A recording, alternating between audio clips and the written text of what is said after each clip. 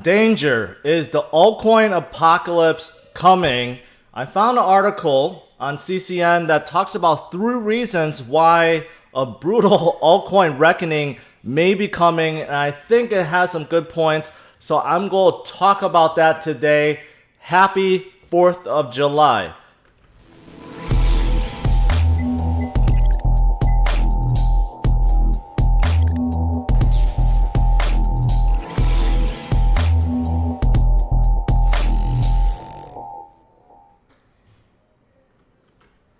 Thanks for tuning in to a special edition of Bitcoin and cryptocurrency news. Of course, those of us in the US, happy 4th of July, Independence Day. This is a big deal. Most people are off. That's why I expect today to be a lighter crowd. And as you guys could see, I'm ready. I'm having a party. Yesterday I got interrupted because a lot of things were being set up in the back. But yeah, I need to show off my guns. So that's the reason why I'm wearing a tank top. But thanks for tuning in, guys. I got a couple things I want to share with you. Obviously, Bitcoin is doing good today. We crossed over to 12,000 and then came slightly down today, but that's okay.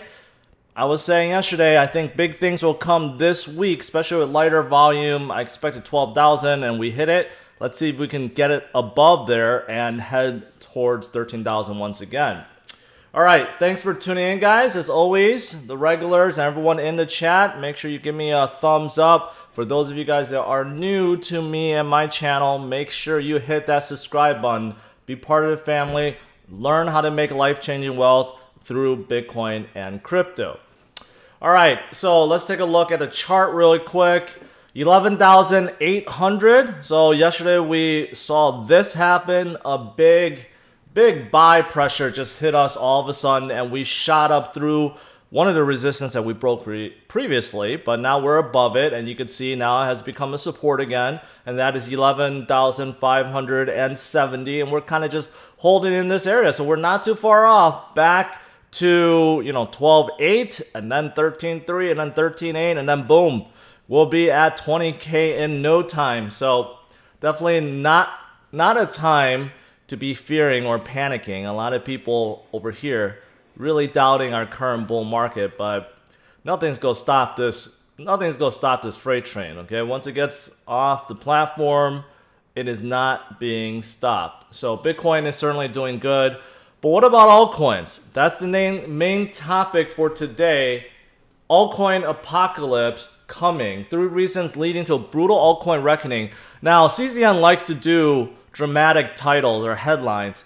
This one is overly dramatic, I know that, but I chose to steal it anyways. But I do think that Ben Brown, the author, makes some good points that I missed recently, or I just didn't think about. And I think they can contribute, or why they have contributed to why altcoins are just stagnant. So let's take a look. Let's hear his thoughts. All right, number 1, this time it's Bitcoin, not blockchain. And he goes on and says the whole narrative around Bitcoin is different this time around. In the last hype cycle, leading figures in the tech banking industries always kept their distance from Bitcoin. They all used the same blockchain, not Bitcoin mantra.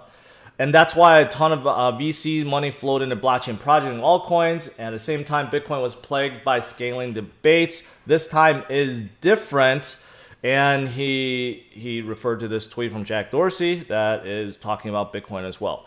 I don't know. From what I've noticed in 2018, yes, it's a lot Bitcoin, but there are some blockchain. But now the blockchain has become stablecoin. So now it's about Bitcoin and stablecoins. All right, stablecoin technically is still crypto. But I'm noticing that a lot of companies that talked about utilizing blockchain to store data, to come up with services like ID services and stuff like that. Now they're all focused on coming out the stablecoin. Ever since JP Morgan started it with JP Morgan coin, and then now Facebook with Libra, I'm hearing a lot, like Nike coming out crypto kicks. I'm hearing a lot about stablecoins. Now stablecoins does still require blockchain, but I kind of agree with this. It's the narrative has moved from blockchain to Bitcoin, okay, and also stable coins. So I kind of agree with this. You don't hear so much about blockchain anymore. It's all about the new narrative is about new stablecoins. So this is number one. The number two, the catalysts for alt season are gone. Now this is a good one, and this is talking about ICOs. And I do believe ICOs did have a huge impact in 2017 for altcoins because everyone was making a ton of money.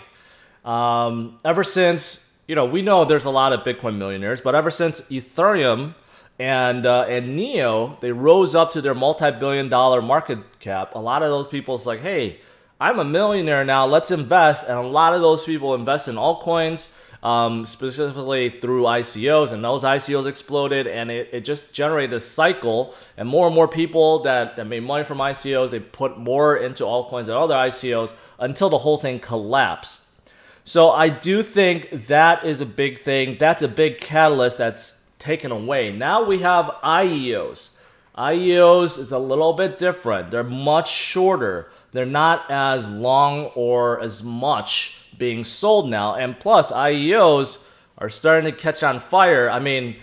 Starting to catch scrutiny, I should say. And that's why a lot of exchanges now are taking a step back and saying, hey, you know what? We're not going to allow U.S. customers because they're not sure if those constitutes as security offerings. So the catalyst, a big catalyst for 2017, ICOs are gone this time around. Now, it has been replaced with IEOs, and later on, I think STO, security token offerings, will come into place, but those really won't be rampant until all the regulators and the regulations are in place. Until then, all these exchanges that's offering them is kind of going to be like iffy. Okay, they're not sure. They don't want to get in trouble for selling security tokens. So that is something that I missed. Okay, like I haven't thought about this. I think this is a big thing, and one of the reasons why altcoins are not exploding like they should be right now. All right, so that's number two.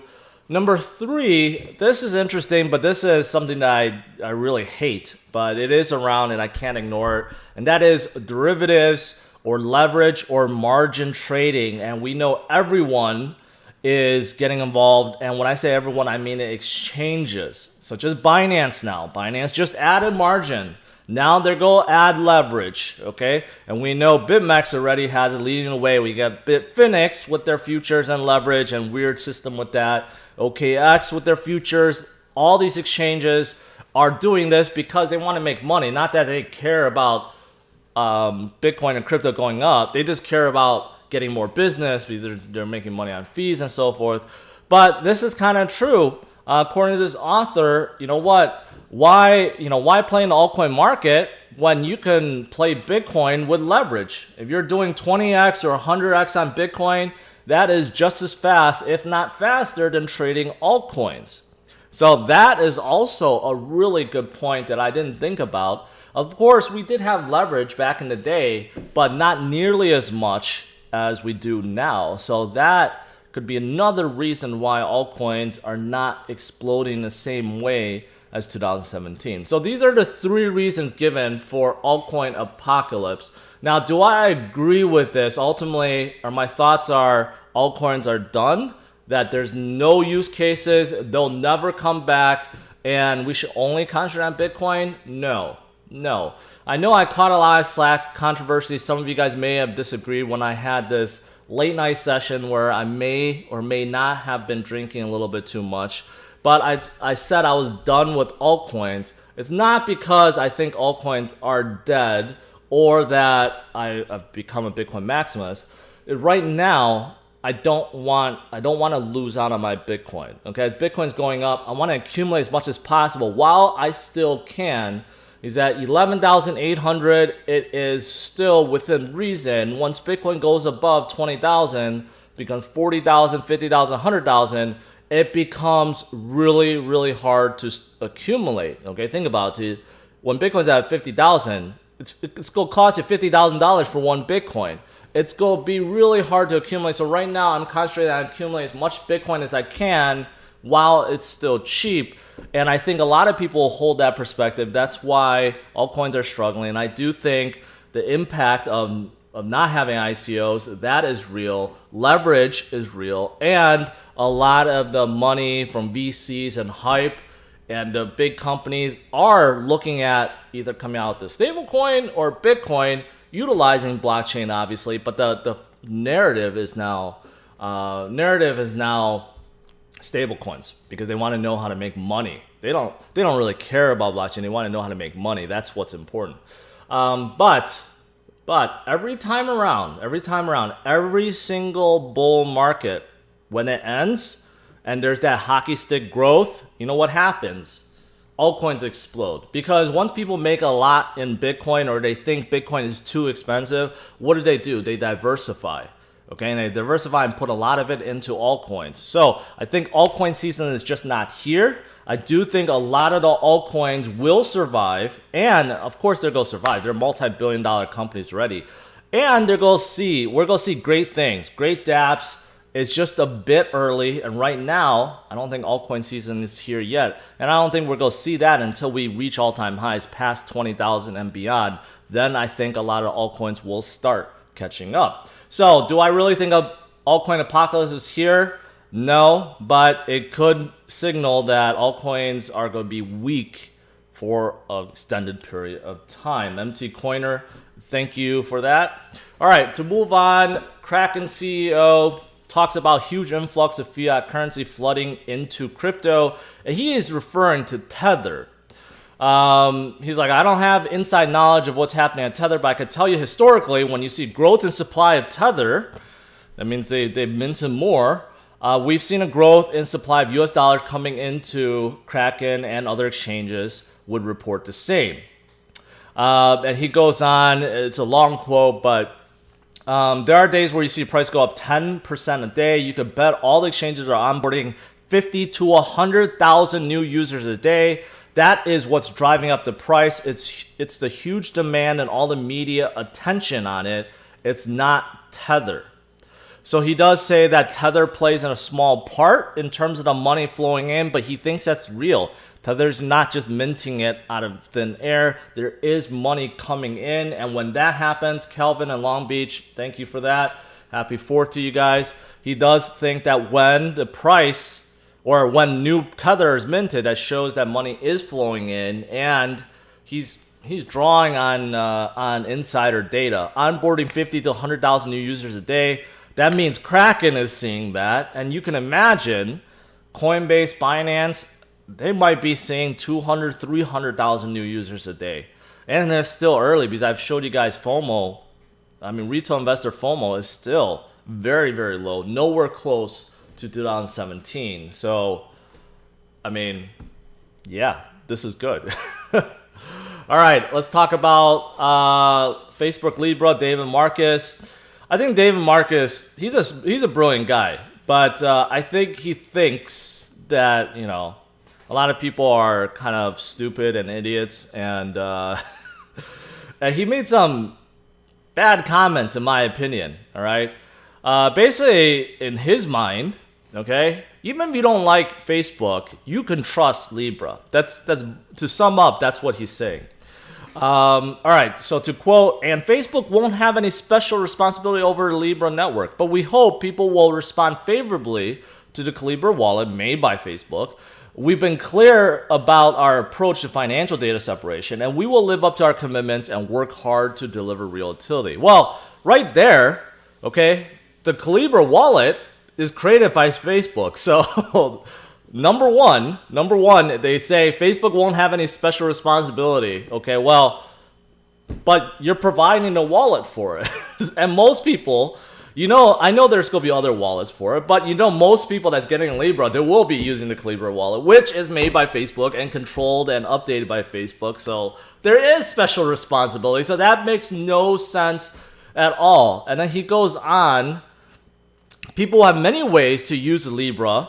And access the network. You will be able to use a range of custodial and non-custodial wallets that have full interoperability with one another, meaning you will be able to pay and receive payments across wallets from different companies, or use a software wallet you operate on your own. I get that, but you know, I mean, no one, I mean, no one's ignoring that, but you know that there's only 28 node runners.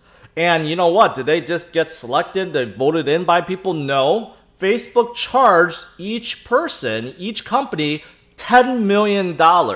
So who's controlling the network? Of course, Facebook. Okay, so this notion that, you know what, if you don't trust us, you don't trust Facebook, you dislike us, that's okay. You can trust Libra. That is 100% BS. That's horse manure. Okay, I don't know. David just probably thinks the vast majority of people not in crypto that doesn't understand the concept.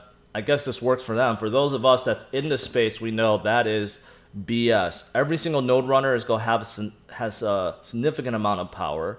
They're going to have significant insight into the transactions. And if you're using your Calibra wallet, they're going to see more things. So that's a lot of data mining, right? So that's the negative with Facebook and Libra. But the positive is every company they drawn in to be a node runner, every company that they're talking to, all the exchanges, all the retailers, the merchants that they're talking to get them to accept cryptocurrency, to look into Libra, you know what? That is spurring up a lot of attention, and I do think it's going to bring a lot of adoption. So you're going to get the good with the bad in terms of Libra. All right. And then lastly, I want to talk about Craig Wright. Bitcoin pretender Craig Wright. Craig Wright, I know he's a smart guy, but there's just people that's just smarter forensic-wise.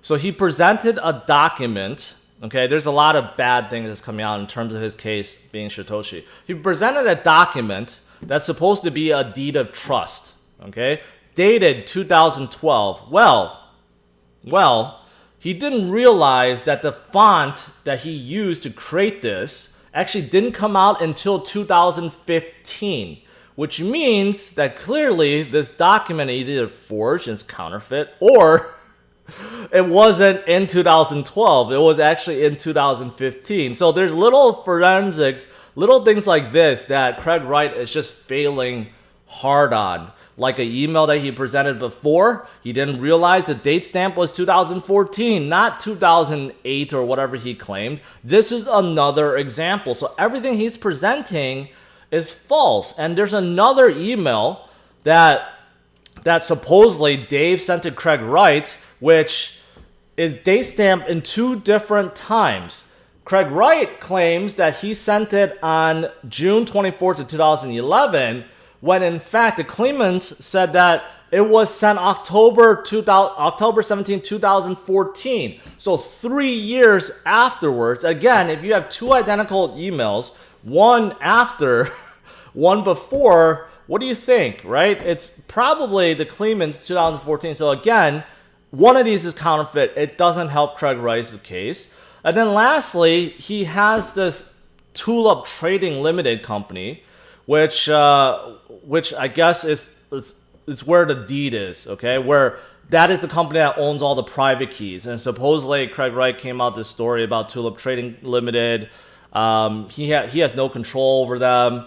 They were created by other people on his staff. He has no access to it, this and that. Well, supposedly it was created in 2011. But when people look at when this company was actually created, it was actually way later than that. It was actually created in 2014, not 2011. So how can he have this Tulip Trading Company that owns majority of Bitcoin or the private keys when he didn't create that 3 years later? So all the dates on all these critical documents as supposedly proving him, Craig Wright, as Satoshi is all false. Every single one has been falsified, and I don't know what happens in court when you do this. When you present a lot of falsified data, can you be held in contempt of court, or can you be countersued? I don't know, because he hasn't presented one thing to show that he is Satoshi, and not only did he not show anything, he's falsifying the data, which I think is even worse. It means that you're lying in court. And what's funny is You know, there's a Craig Wright Wikipedia. I saw this on Reddit. If you go to loser.com, guess where it goes to? It goes to this page. Someone actually spent money to buy the domain name loser.com, and it redirects to Craig Wright's Wikipedia page. So I think that's kind of funny. That's really funny. All right, guys. That's pretty much it for today. How long did I speak? 19 minutes. We can do a quick Q&A.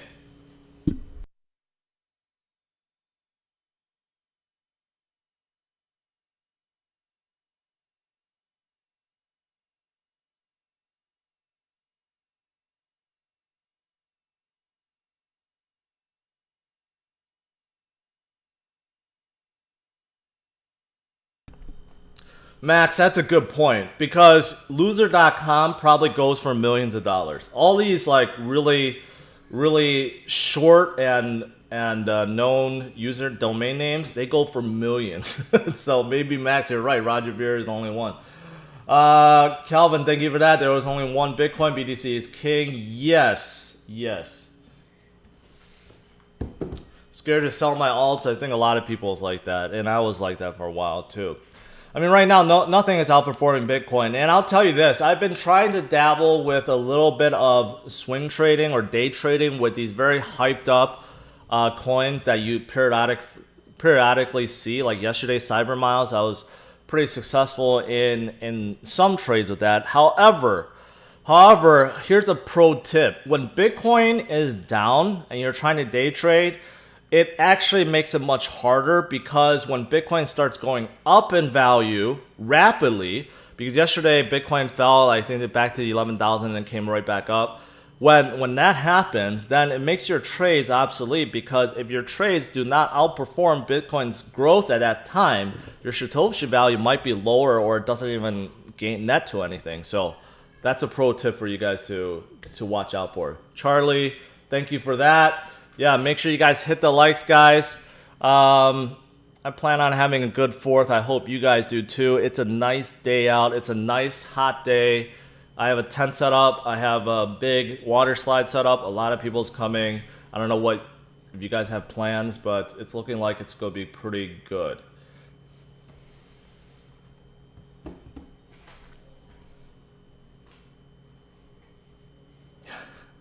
Pedro, I'm not going to fall into that trap. There's a lot of altcoins that outperform it short term.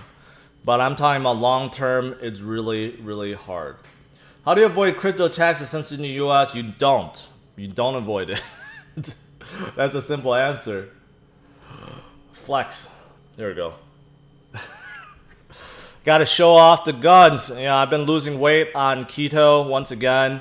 And I'm telling you guys, those of you guys that are looking to lose weight, keto diet plus intermittent fasting works. It really does. It's like a miracle diet. You're never feeling hungry. You can eat basically what you want, as long as you avoid carbs and throw in a bit more fat, and it just works. And you retain all the muscle, and only the fat falls away, melts away. And at the gym, my strength is increasing. So it works. Those of you guys are thinking about it.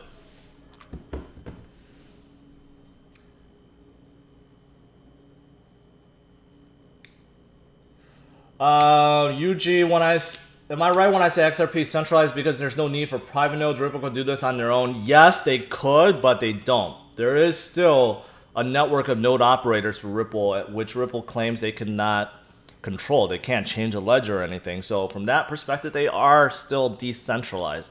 People argue Ripple is centralized because they just control the majority of the tokens. That's the reason.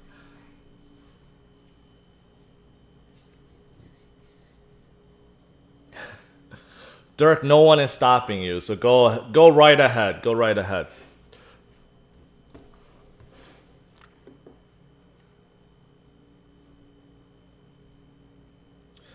Wilkie says, cannot get rich on BTC anymore, too high. That's what, after every single bull run, everyone says that, okay? That is too high, I could have bought lower. I had old ex-coworkers that told me, oh, you know, I saw Bitcoin at $100 and it was just too high for me because You know, there's people that I talked to that bought at $10 and this and that, blah, blah, blah, blah, okay? Bitcoin will continue to go higher. Once Bitcoin goes 100,000, then you go realize, well, I could have bought at 11,000 or 10,000 or 6,000, but I didn't, and now it's 100,000 and I'm kicking myself for it. Bitcoin, it's the same narrative every single time, right? Obviously, it's a much higher now. It doesn't mean that you have to buy one full Bitcoin. You could buy 0.1 Bitcoin, 0.28 Bitcoin, and put yourself as a 1%er, right?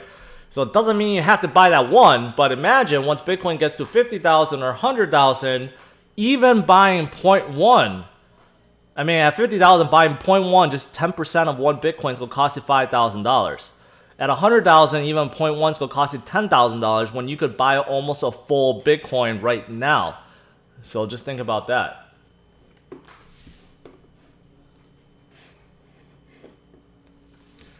So Ripple, you think 10x is not good enough for you? 10x is a lot. 10x is a lot. You put 10,000 as 100,000. You put 100,000, that's a million. You put a million, that's 10 million. And that's only talking about 100,000. That's not the limit. Bitcoin, a lot of people like Peter Thiel, Tim Draper, Mike Novogratz, John McAfee, they're saying 250 minimum to a million. A million would be 100x. That means putting 10,000 would net you $1 million. If you put 100,000 in, that's going to net you $10 million. That's a lot. That's a lot.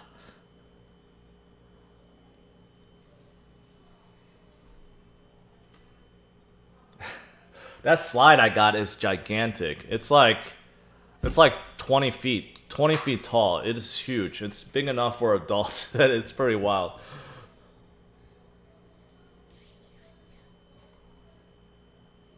VeChain will give you 100x. I don't disagree with that. I don't disagree with altcoins going up more than Bitcoin eventually because they're small. I mean, the market cap is much smaller.